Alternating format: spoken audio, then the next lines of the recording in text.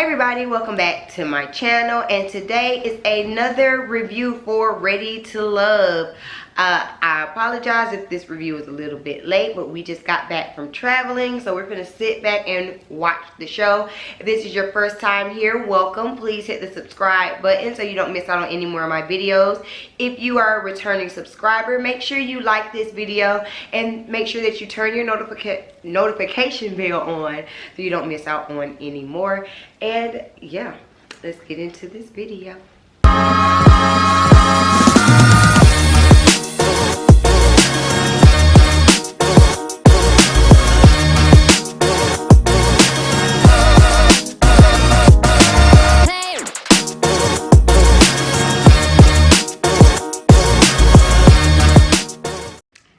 So Tommy invites the ladies. Instead of them going to the ladies lounge, they are actually invited into his home with his beautiful wife. They come in the door coordinating. And this week's challenge is for the ladies to introduce the guys to their exes. Now, he says that this is a perfect chance to, you know, see how the men interact, see if the guy that you're interested in is jealous. And this is also a great way for your exes who know you to kind of give you their honest opinion and perspective. Would I have my new guy meeting my ex in real life? Absolutely not.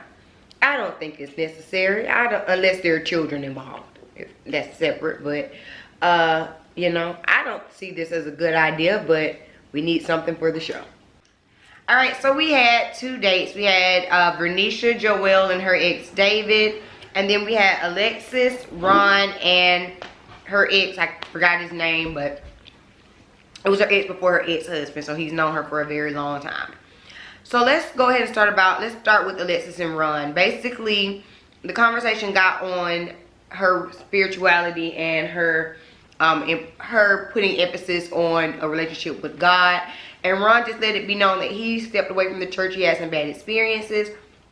And he doesn't plan on doing a 180 change. He's not going to just up and become a minister, and if that is, you know, he's not going to be super religious, and if that's what she's wanting, then this just really might not be the relationship for her. And Alexis is taking this time to really kind of think and evaluate if that is going to be for her, because honestly, and Alexis said, you know, yeah, he says the right things and he placed me number one and that's where I like to be, but what is their actual connection? You know, why are they actually this far along in the process saying that they're number one, when, in my opinion, one of the first things that you need to be is at least spiritually yoked on the same page, some kind of understanding. And clearly they don't have that. Then we had Joelle and Vernisha out with David, and they ended up, it was a really good conversation. I loved how Joelle came in and was just you know, friendly and open. He was shocked that that was her ex and everything, but they were able to have a good conversation. And he actually asked David if Vernisha was clingy. So I think we're actually getting where the tiff was and what the issue was. So apparently they had made plans and for them to go out to dinner, and they were supposed to go after Joelle finished whatever task he was doing. Well, he finishes the task, plans changed, but he didn't communicate that to Vernisha.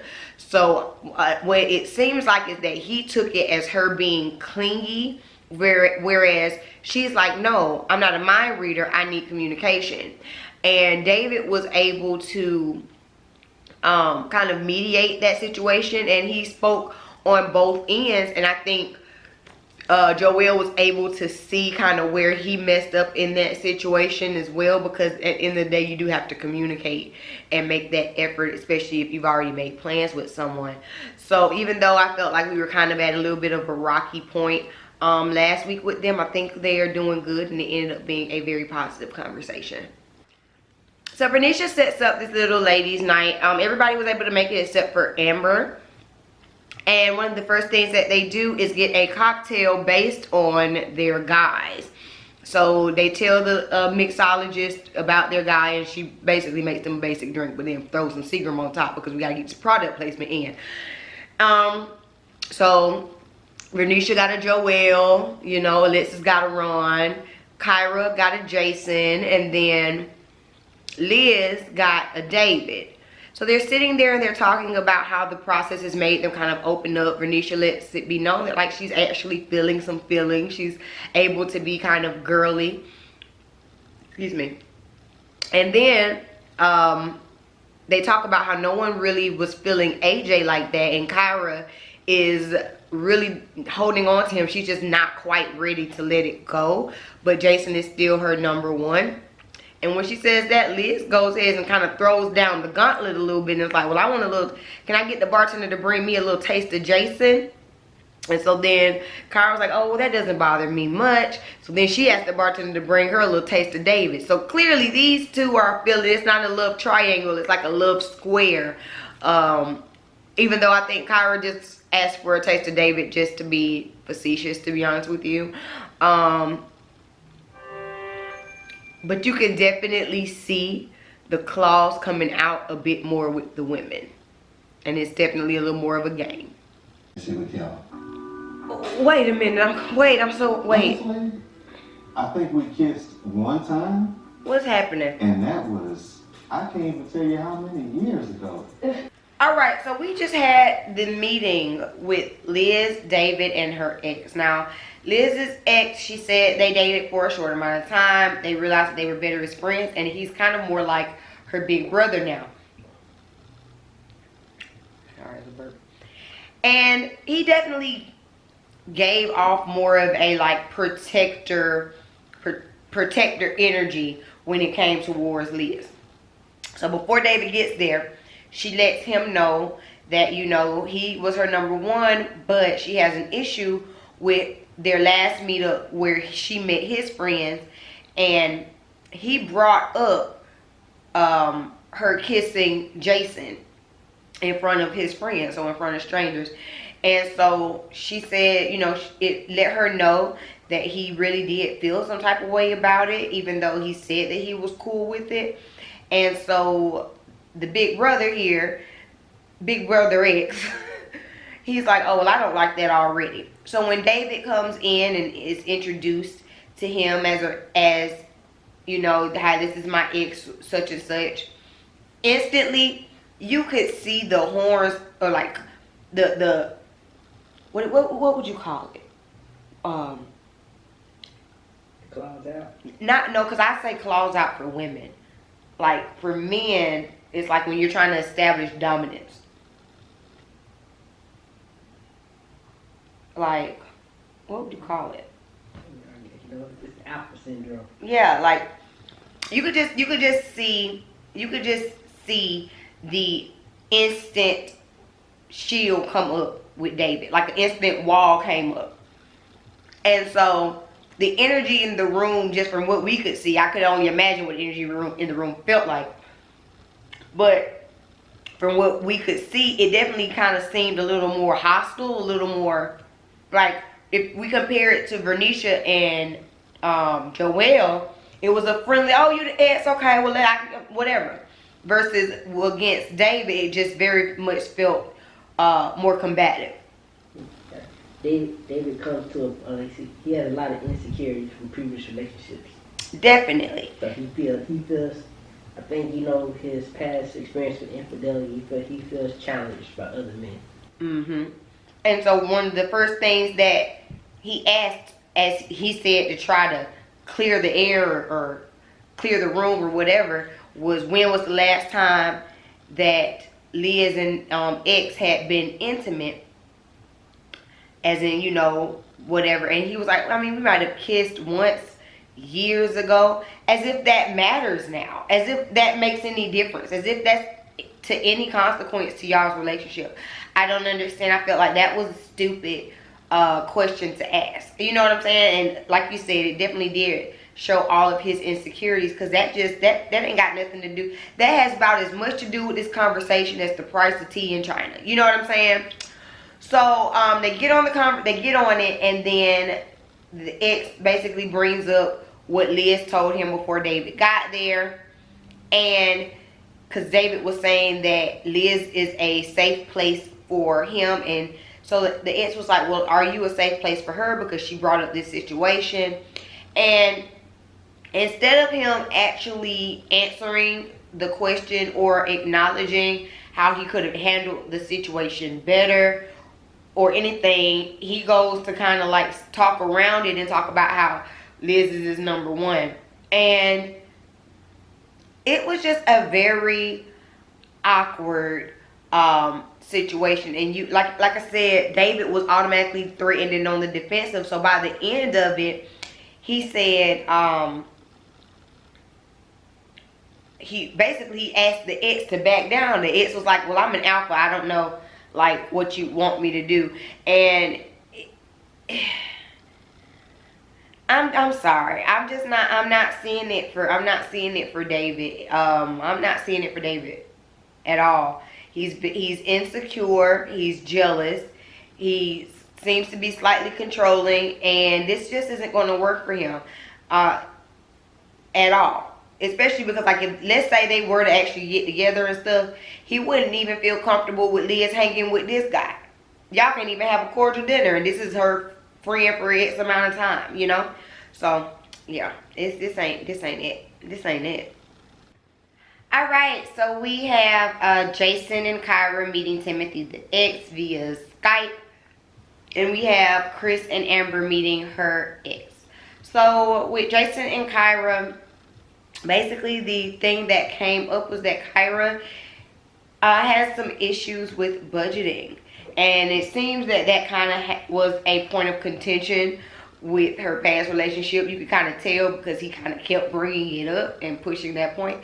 And I think because Jason initially asked the question about finances, so I think that Jason probably has already picked up on that. And so that could definitely be a point of concern, because one of the biggest issues that people like divorce is because of finances and financial disagreements. I just find it ironic that, you know, Kyra gave so much crap to AJ for his, you know, lack of responsibilities with his finances, and then look at her. But I guess, you know, two people can't be both out here just spending money, splurging, and nobody know how to save and get things right.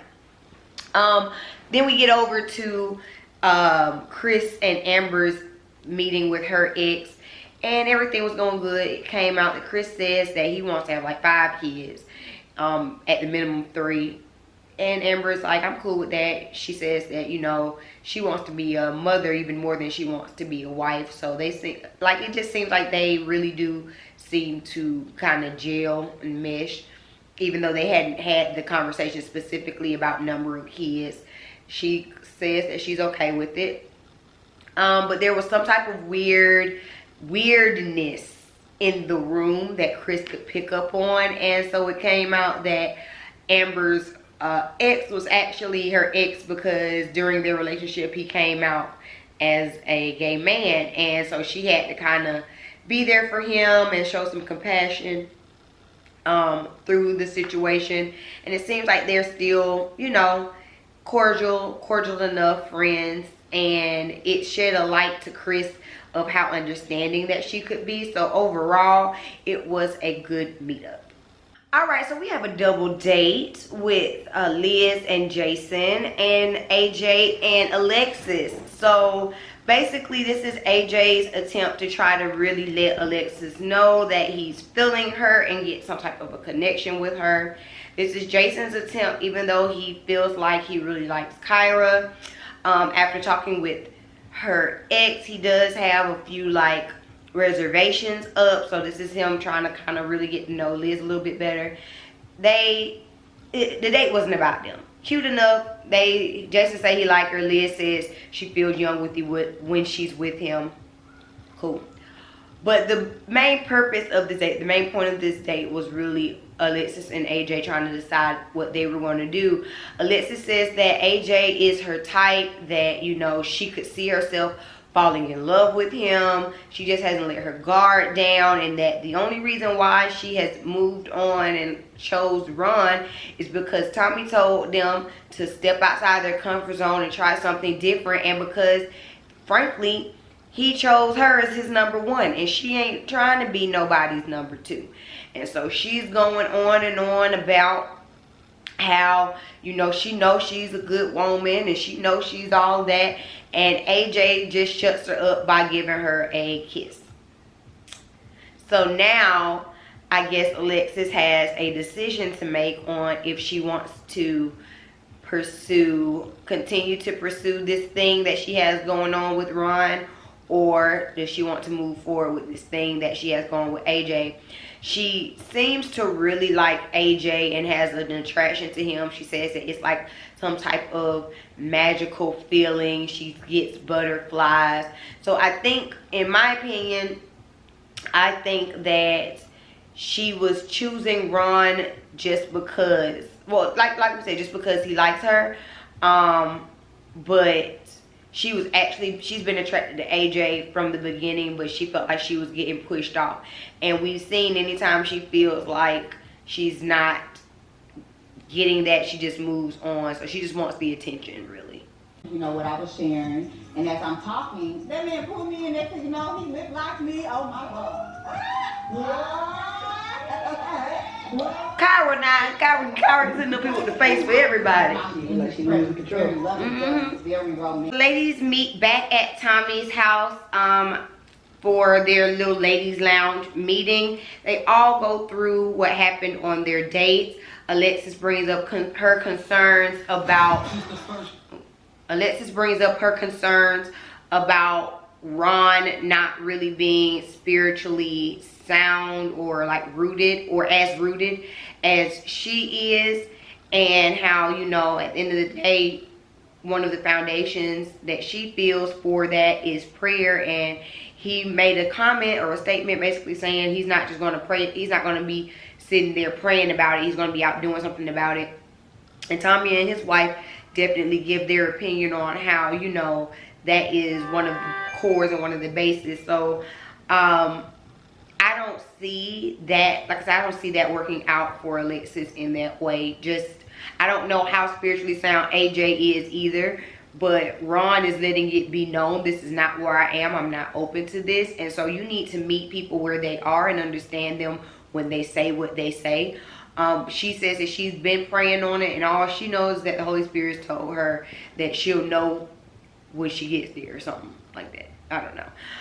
The other thing was, of course, Liz talking about her date with David and how it got really tense, and she saw a different side of David, and she made a mistake early on by saying that he had her heart, when what she was saying is they had a lot of commonalities with religion and with their spiritual values, and that is what had her heart, but he had her deep interest.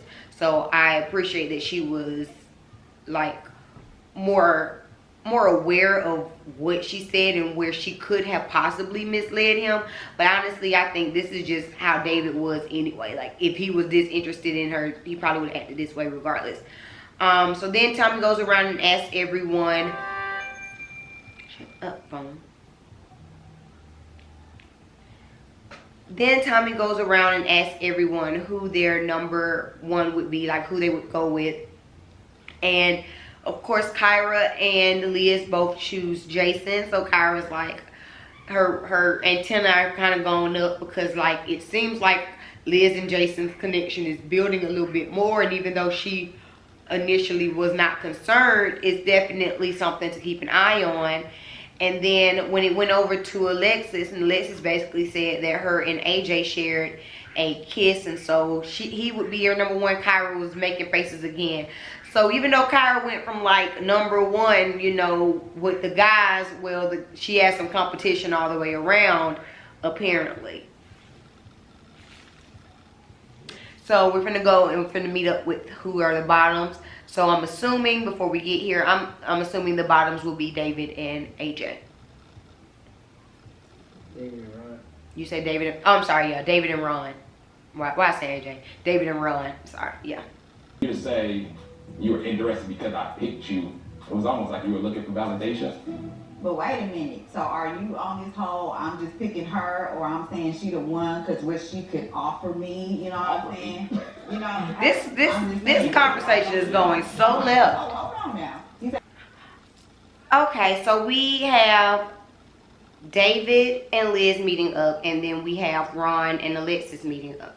So previously, up until this episode, before they eliminated somebody, they always had them come with like someone who they weren't interested in, you know, like it wasn't like their direct interest, but we're down to the wire, so they're actually letting the people who I guess had some connection with them let them know.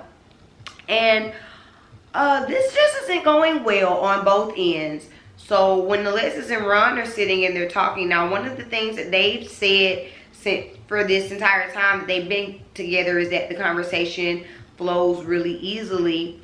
But sitting here, it doesn't.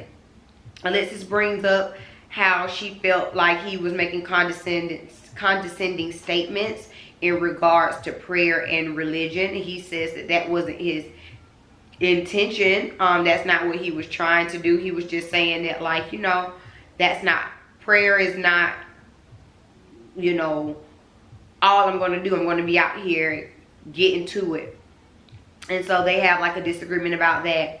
And then they end up some kind of way having a disagreement because Alexis really does let it be known that she chose Ron as her number one because Ron chose him. And he was like, well, you're saying that as if you need some type of validation. So that rubbed him the wrong way. And I can understand why it would rub him the wrong way, because it's like you're only choosing me because I chose you, not because you want to choose me. That's not, you know, authentic. And so now they're in a little bit of a skerfuffle.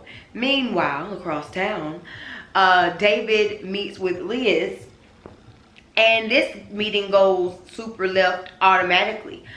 Liz begins to explain, well, hi, you know, the reason I brought you here. And before she can even get into it, David says that he wants to go first. And he starts to interrupt her. So then she's standing her ground like, no, let me say what I was going to say.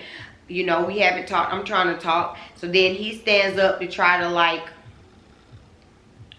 dominate the conversation. And so she stands up to meet his energy. And now they are both sitting there. And he's like, you know, this isn't helping anything. We're getting nowhere. She's like, well, I know that you're a gentleman, so you're going to let a lady speak first. So let me talk. I know you're not going to just be rude and cut me off. Let me talk. He's not letting her talk. Then randomly, I guess he's trying to go in for a kiss to shut her up. And she's like, no, don't do that. And it's just like, all of it is weird. And then we get a to be continued. So what's going to happen next week? I think David's going to be gone. But who knows? Are they eliminating 2 people? They've eliminated 2 girls before. Is it the time to get rid of 2 guys now? You say both of them are gone? I think so. I'm thinking that they probably are going to get rid of both of them. So that's it. I wish I could, you know, give y'all some discussion on who was gone and how I agreed with it. But we ain't got that. I'll see y'all next week for it. Make sure that you like this video if you made it to the end. Make sure you subscribe so you can come back next week. And I'll see y'all in the next one. Yeah. Peace.